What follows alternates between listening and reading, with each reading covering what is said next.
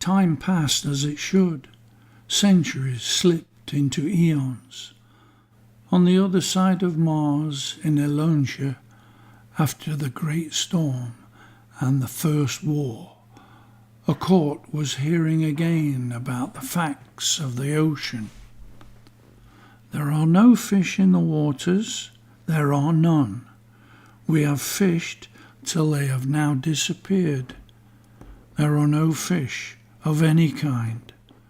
The reefs have disintegrated. There is nothing. The great ocean giants have gone. The ocean is getting warmer every day. We have sent submersible as far as the other side of the ocean. We have found no fish, no sea life at all. It's just water and ferocious storms.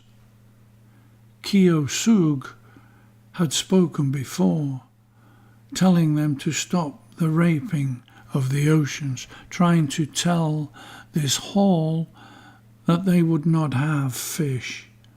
Now it was true, and she sat down. This is nonsense. There must be fish, and there must be something in such a deep water, Papan almost shouting at the scientist. We've combed by grid for 2 years. There's nothing. It's all gone. It's empty. Kyo didn't stand. She was too annoyed with this hall of politicians. She gathered her papers and left the hall. Kyo had seen 18 summer seasons. Her message left on her sister's communicator. Kyo was already packed. She picked up her full sea bag and computer satchel. She locked her small 2-bedroomed house on the bay shore. It took only 2 minutes to walk to the docks of the museum. There sat 2 submersible units. They were designed for a crew of 6, and they could dive fast and travel at speeds of 30 knots under the water. They were the best on the planet. Their range was 10,000 miles without refueling. The galley was stocked. She had taken care of that. Her wild cat Notches followed her. She heard it mewing.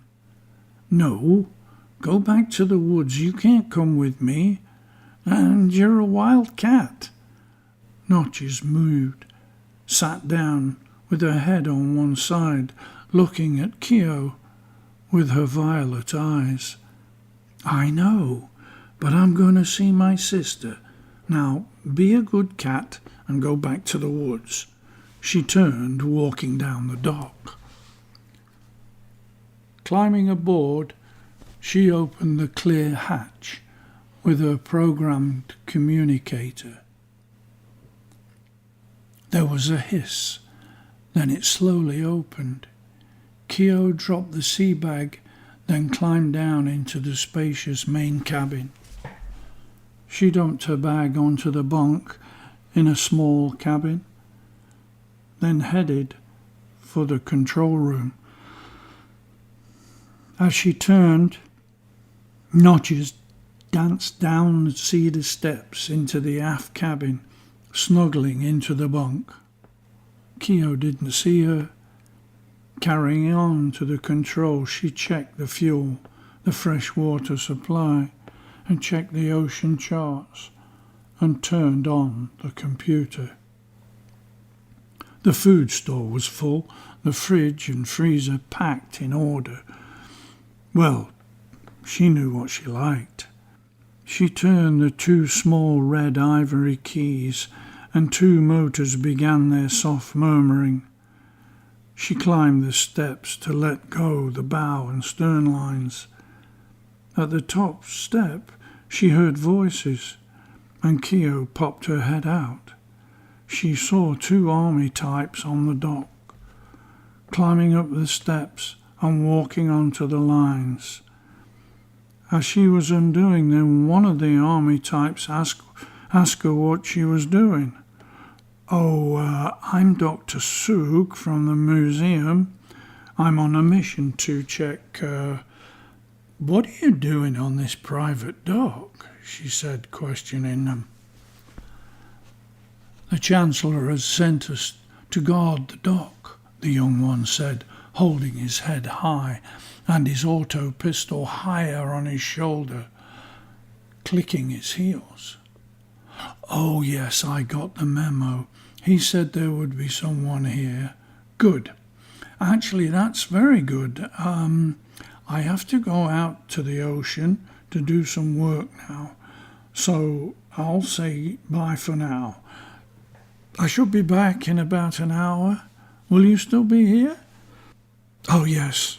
We are here for the night, till morning, making sure nothing goes astray, said the young private, his chest almost out of his tunic. Oh, good. When you see me coming through the pass, help me dock this baby, okay? She smiled as she coiled the ropes up, dropping them into the sub. Keo waved as she closed the clear hatch. She sat in the pilot chair, holding the control handles. Keo put her sub into forward and made her way into the straits. As she passed the opening to the ocean, she dived down 20 feet. The two army types watched till she was gone. Her 4 screens lit up, showing nothing, only the bottom of the deserted ocean. She sat at the controls for 15 hours, travelling on the surface and below. It would take her almost 2 weeks to get over to Merada, her homeland.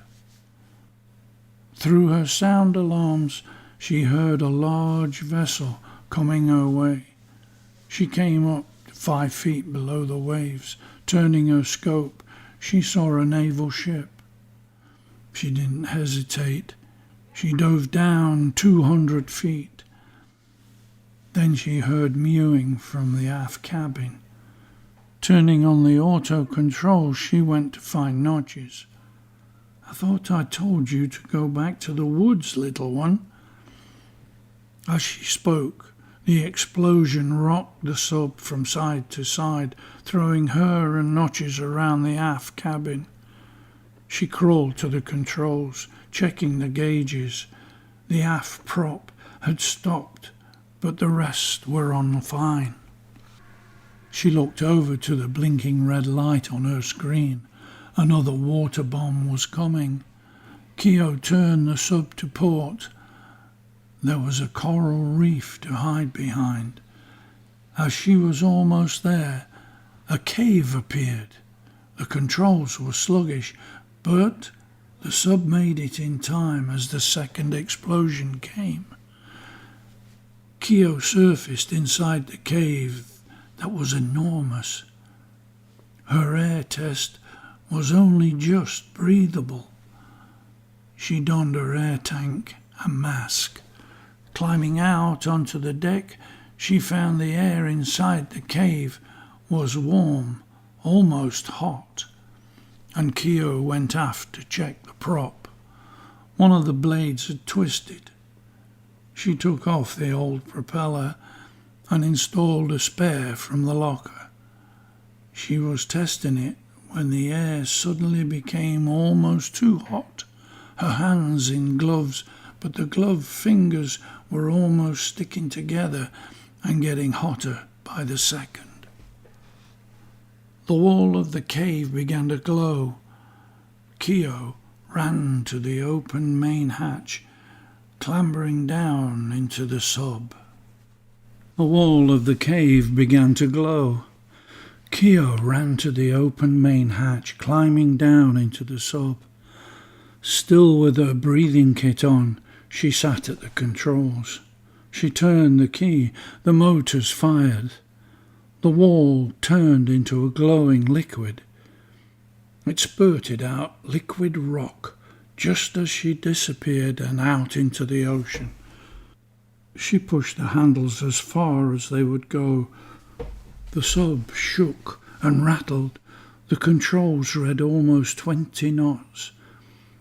Then the shockwave hit. It tumbled the craft over, then pushed it upside down into the ocean bed. Upside down, Kyo knew she would soon be dead. As this thought entered her head, a second shockwave hit the craft. It rolled over, sitting on her pontoons, but also on a precipice. Kyo was staring into complete darkness. The lava was pouring down into the depths 10 feet away. The sea boiled into steam, even at that depth, and the lava crept closer to her. Grabbing the controls, she gently pushed them forward. Again, the sub fell off the cliff, floating down. No response from one of the motors. Kyo tried the key, but as she fell deeper and deeper, she thought it would never end. She jolted to a stop with a crunching sound. She was on another ledge, 800 feet down. The ledge was only the size of her patio at home. Kyo went to the motor room. As she opened the door, smoke. Kyo reached for the flame eliminator. "Oh, don't worry, I'll call the mechanic." Well, actually, I was running from the Navy, when I found this cave. "Oh, it turned into a volcano. And here I am, on my bleem whatever next." "Well, let's see if you can fix this bloody thing." She was scared, but humour always helped her for a moment. Kyo fired up the eliminator. It filled the small room, dousing the smoke in seconds. The dust settled. She took off the cap to the engine and investigated the motor. She found a small lead had become frayed, causing the smoke. She took the lead off, found a new wire and replaced the lead. Back at the controls, she turned the key. The panel glowed with all the lights in operation. Notches sat curled up on her lap. Kyo floated up to 50 feet, her screen showing nothing. She surfaced. The naval ship was a few leagues away. It was on fire and sinking, its bow high in the air. Where the cave had been now was a small steaming molten island. The lava had shot out, hitting the ship. As she watched, the plume of molten rock poured down onto the sinking ship. Suddenly it exploded. The bow began its backward journey to the ocean bed and was gone. The lava still rose high in the sky, and Kyo dove down into the ocean again, travelling at high speed. She descended to 300 feet, travelling all day, through the night, only surfacing in the early morning. The surface of the ocean was like a mill pond, completely still. Just a slight current heading towards the other continent, New Baden. Kyo opened the hatch and she travelled in the fresh air. The sun shone. There was no breeze, no sound of any kind. Kyo shivered. The temperature was in the high 20s. She decided to have a swim, her clothes in a pile on the deck of the sub, and in she went. Kyo surfaced 15 feet from the vessel. The water was so warm, too warm. She swam around the sub and under it to check for any damages, and she saw none. The water was warm, very warm. In this area of the ocean, the water should be warmish, but not like this, almost getting too hot. Keo climbed aboard, air dried on the deck, with Notches close beside her. Minutes went by, the breeze began, and suddenly Notches mewed loudly. Crouching down, she ran along the deck, disappearing into the sub. Keo sat up. She could see nothing around her, or anything even to the horizon. She dressed and walked to the hatch. The sub rocked from side to side, and she almost fell into the hatch.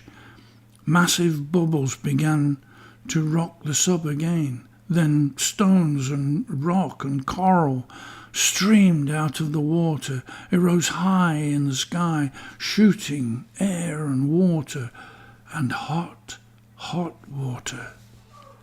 She closed the hatch. Clever cat, you could have told me, she said, bustling to her chair. Notches, who was sitting in the control chair. Move. Let's get out of here. The sub dove down and she could see the ocean floor. It had begun to move. A crack in the floor, sand and coral falling into the gap. Gases were bubbling out, sending debris to the surface. Then it fell back into the ocean, clattering on the hull of the sub. The gap grew wider, then began travelling, leaving a valley over 200 feet deep. The sub was jostled around like a cork in a kid's bathtub. A tsunami began to form on the one side of the new valley.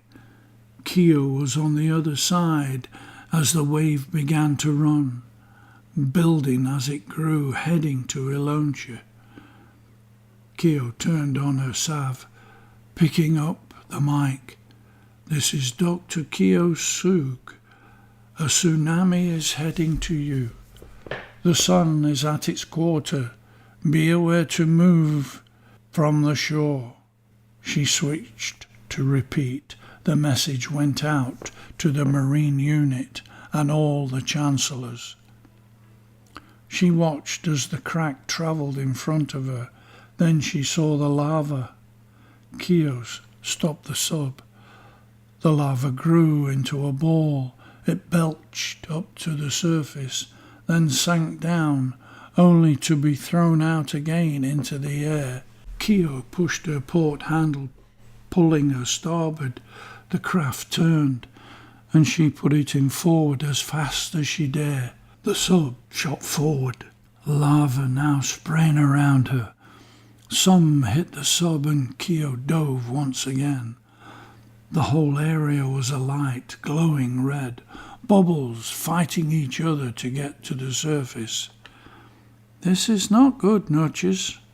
I told you to go into the woods. 2 of the screens had gone. Her port motor was working, but only intermittently. As she watched the volcano erupting, she saw another cave, close to the crevasse the crack was making. She headed for it. The noise from the volcano was deafening, and the sub shuddered, but went on. The entrance was just wide enough to get the sub through. She travelled along the winding passage for almost the rest of the day.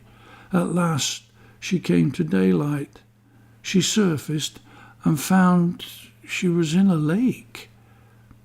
It was at least a mile across. Keo checked the chart. There was no lake in this position. The lake was surrounded by sky-high mountains.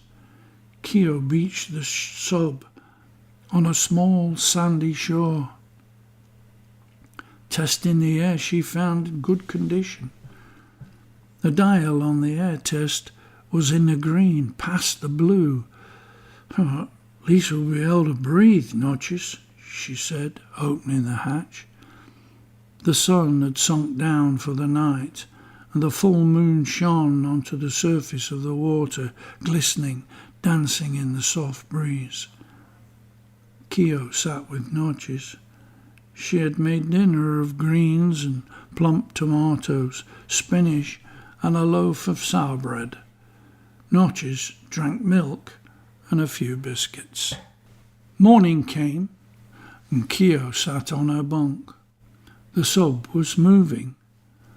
On reaching the open hatch, she found they were away from the shore. A tree fell into the lake, then another. 4 of them silently toppled into the water. As she watched them fall, rocks rolled into the lake.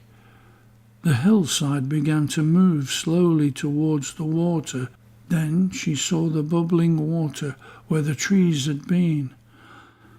Oh, no water. That's lava. She slammed the hatch shut. Keo turned both keys. Both motors burst into action. The sub went down into the crystal clear water. The lava was coming up like a lava lamp, in strange shapes, twisting and turning. She looked for a passage, but it was gone. She circled the sub around the lake, and the lava had settled. It came creeping like a giant python, looking for prey. The sub shook and vibrated. Water seemed to boil in front of it. Keo searched for an escape. She saw an opening and she turned the sub. The entrance was bigger than before, and she turned on all her lights. The passage shone in the beams. Her rear screen came on, and the python lava was following. As it cooled in the water, it blocked the passage behind her. No chance if this was a dead end. The hours passed. Notches slept. Keo steered the sub around the passages that twisted and turned and then ran down into a large void. She saw the exit across the rocky bottom. The passage walls clambered at the sub, scraping and scratching as Keo fed her through. She popped out into the ocean. She was very deep, in fact, too deep. The clear view creaked and moaned. A screen went blank. A shell of the sub sounded like tinfoil being crushed in someone's hands. Keo gently let the sub rise slowly. Below, the python was coming to her. At the surface, she saw the lava flow upwards. She moved away as it poured, still red hot, then fell away from her. The python had had enough of chasing her. Keo opened the hatch. The mountains she had seen before had gone, now 5 miles away, and it was another volcano was spewing lava. Now 5 miles away. She checked her charts. Only 100 miles to go. Home, Jinx, don't spare the seahorses, she said, closing the hatch. The rest of her journey was done just below the surface.